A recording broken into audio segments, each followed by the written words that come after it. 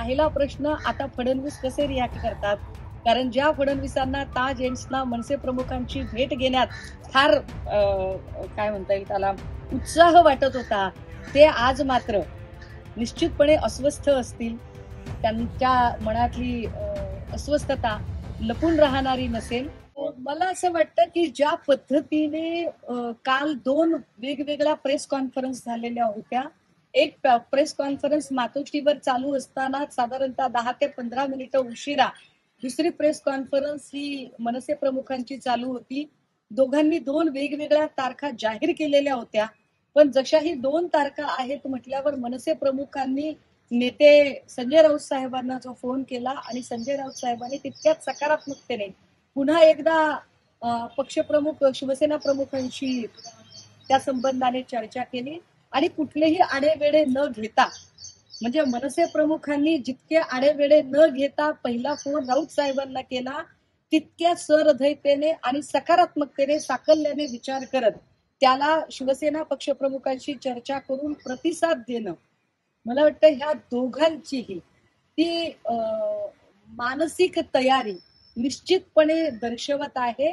आणि ती जर मानसिक तयारी जर मराठी माणसांच्यासाठी असेल आणि इथलं एकूण महाराष्ट्र द्रोह्यांचं आक्रमण परतवून लावण्यासाठी मागेही म्हटले होते, पक्षप्रमुखांनी सांगितलं होतं आपल्या सगळ्या माध्यमकर्मींना की आम्ही आता इथून पुढे तुम्हाला थेट बातमीच देऊ.